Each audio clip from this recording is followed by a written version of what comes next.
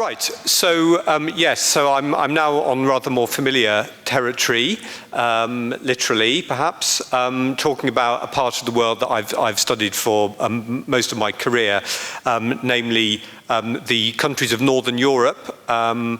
The Scandinavian countries are Norway, Sweden and Denmark, and you usually talk about the Nordic countries, which include Finland and Iceland, countries with a very kind of similar culture and political setup in many ways, but also countries very similar in that English has been taught for a long time in these countries, and English medium instruction is well established. So this is an interesting context for us in this room, because we're looking at a part of the world where English in society and in education appears to be a success. It's very well established, but what lessons can we learn from that? It's quite interesting that scholars in the Nordic countries are amongst the most critical in the world about the impact of English. Many of you will know the work of Robert Philipson, who has written very critically about English as an imperialist force internationally. He's written very critically about the role of the British Council, in fact. He's worked for most of his career in Denmark. There's another English-speaking American scholar called Marco Modiano, who worked at a high school in Sweden, who's developed the notion of mid-Atlantic English as an alternative paradigm. And some of the key work on English as a lingua franca is coming out of the University of Helsinki. So it's a part of the world where English is very, very visible, seems to be a success story, but where there is a very critical discourse going on at the same time. The English Proficiency Index, produced by Education First, has become a rather kind of well-known element in the survey of English use worldwide. And it's no surprise every year that the Nordic countries are up there in the Premier League. The order changes, but they're the sort of, if you enjoy football, the kind of, Manchester City, Liverpool, Chelsea, Arsenal, the well-established Premier League teams. And by contrast, what's going on there? Try again. There we go. Yes, the technology was saving you from the other end of the Language Football League. Those countries which are regarded as having a very low proficiency, indeed these are the bottom-ranked countries in the Education First league table, show quite a few of the the countries in this part of the world. In the countries of Northern Europe, the Nordic countries, there is a long tradition of policy making around language at national level, and indeed the term language planning was invented to describe the work that's been carried out in Norway to develop the national written language after Norway became independent in the 19th century. So this is a context where it's quite normal for institutions to get involved with, to try to develop the status of the languages. And in the first decade of this century, guided by the Nordic Council of Ministers, each country did a very thorough survey of the language situation, and one of the key concerns expressed and which they tried to address was this question: how to prevent the mother tongue being replaced by English or other foreign languages in important areas of society, so-called domain loss. So from a language policy perspective, this notion of domain loss became much discussed, and the idea is that key areas of language use would be unavailable to the national language. A classic example is that, say, of veterinary science. If all trainee vets at Nordic universities do all their study through the medium of English, what are they going to do when they get their first job in the north of Norway and have to explain what's happened to a farmer's sheep when that farmer doesn't speak any English? It's that whole domain of scientific discussion potentially being lost by overuse of English. And this became a national level problem with governments becoming interested in it. Going back a step and looking at how we got to the situation where English becomes a problem, a national kind of threat and anxiety, English has been taught in the Nordic countries for a number of centuries.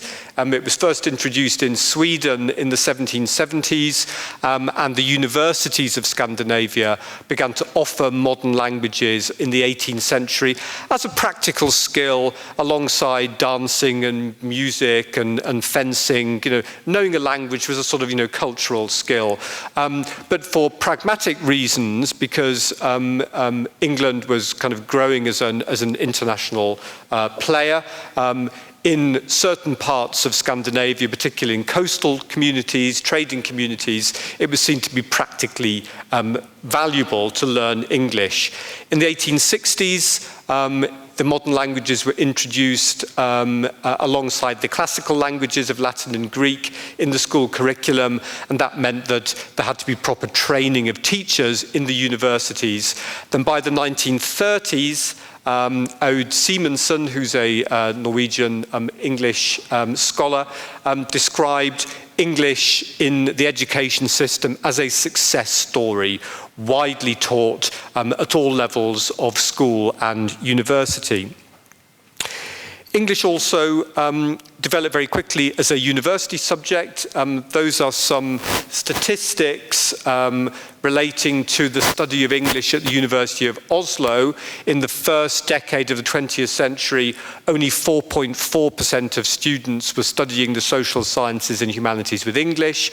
And by the time of the war, the Second World War, nearly 15% of students were pursuing English studies at the university. By contrast with theology, for example, where numbers had gone down from 12.9% to just over 2%. So there was a kind of a huge kind of growth in the study of English for practical reasons, trading, nothing to do with the language or the potential usefulness of the language, but because in itself, but because there was a practical need in society for English to be pursued and acquired to a high level. Questions about the potential damage of the Anglo-American culture and its associated language were already being asked in the mid-19th century. There is Johan Sverdrup, who was later Prime Minister, talking in Parliament in the mid-19th century about the potential threat from North America, dominating in politics and in key areas of culture. So alongside the growth, there's already a discourse of anxiety. By the 1980s, in the publications of the Norwegian Language Council, English is being very clearly positioned as an infection, as something which is damaging the language and damaging society. Those are some articles that appeared in the Norwegian Language Council's journal, taking a very critical view of the impact of too much English on the national language. Until in 1989, there was an editorial in that journal entitled Den engelske syken, the English sickness, which is a name for rickets, which is a vitamin deficiency which causes deformation of the bones. But it's been used in a different sense, the English sickness infecting Norwegian. So this is a strong discourse.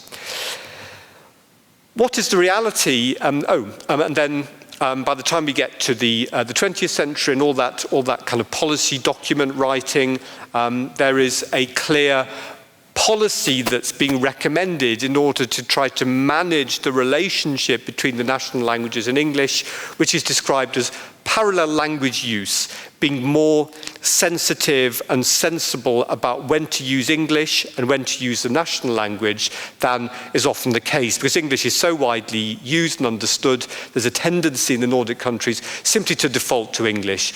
Young Swedes talking to young Danes tend more often than not to use English rather than just to kind of work with their mutually intelligible languages. So this notion of a policy commitment to parallel language use was introduced. But like all good policies, it was interpreted differently by different agencies. So for the Danish Language Council, this meant use more Danish and less English. For the universities, it tended to mean use more English and less Danish. So a slightly kind of problematic notion.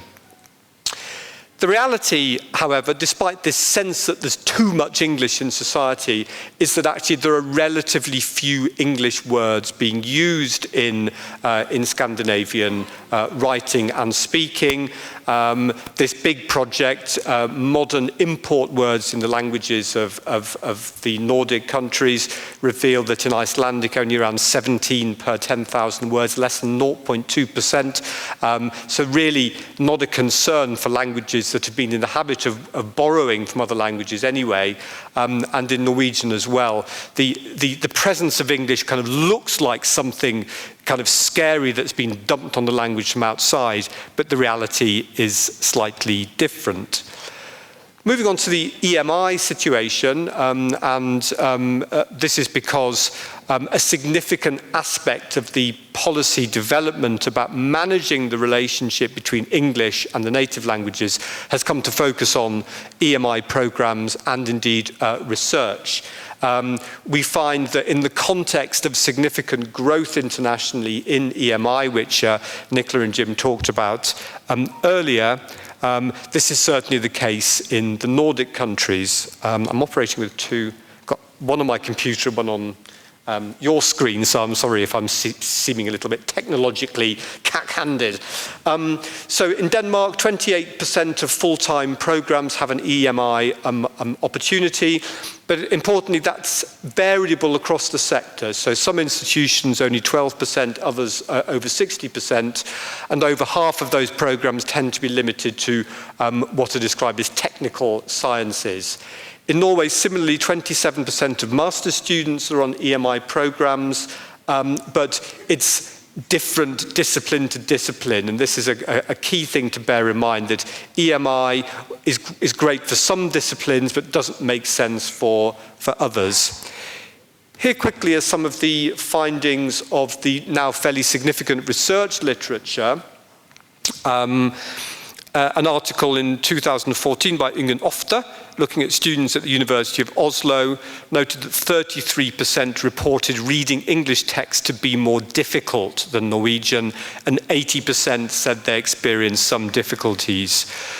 John Airy, looking at Swedish teachers in EMI programs, found that teaching through English takes longer to prepare and makes presentation less fluent and less flexible.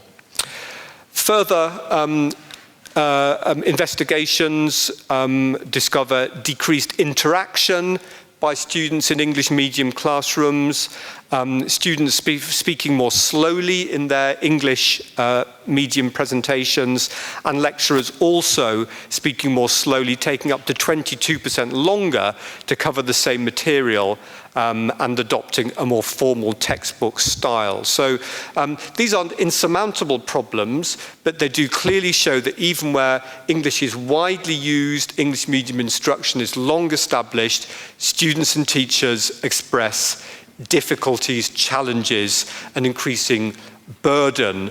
Applied linguistics as a subject emerged in the 1880s on the back of work being done to try to improve language teaching, and the publication that inspired that work was by a German linguist called Wilhelm Viator, about how to improve language teaching methods, and its subtitle was A Contribution to the Überbordungsfrage, the overburdening question. And this question of students in language classrooms being overburdened, it hasn't gone away. It's still there as an issue.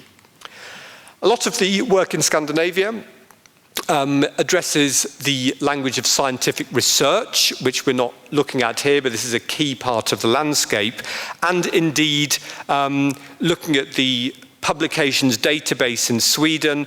We find that the vast majority are in English, 83% versus only 15% in Swedish. But here again, we need to understand that there is a mixed picture. Journal articles, over 90% are written in English, but if you look at reports and books in Sweden, 50% and less are written in English. So this isn't a takeover of the literature by academic English, it is a nuanced picture. And if you look at specific disciplines of national focus, like law and education in Norway, then 70% of those indeed are being published in Norwegian. So domain loss has not turned out to be a reality. Here's a quick summary of the lessons the rest of the world, I think, can usefully learn from the now very extensive Nordic experience. Firstly, success breeds contempt. Don't think that seizing the opportunity of English is going to be an entirely kind of pleasant journey up the hill to the sunlit pastures at the top. The sense of opportunity can quite rapidly be perceived as one of threat.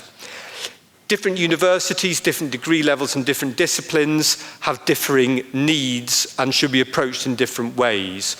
A one-size-fits-all university language policy is unlikely to correspond to the needs of all, Kuteva and Airy determined.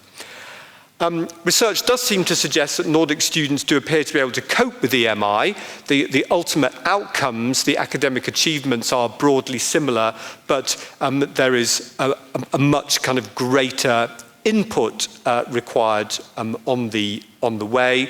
And English as a language of science is more complex than some of the headlines might suggest. Certainly, more research is needed and more kind of subtle implementations developed as a result of it.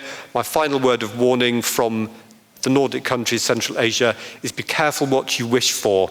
You might look for more English medium instruction, but you know it's a cruel mistress, as somebody I think once said. So that's me on the Nordic countries. There are some references there, which I'm sure will be made available as these slides are circulated subsequently. And I will pass over to colleagues to talk about the experience of other parts of the world. Thank you.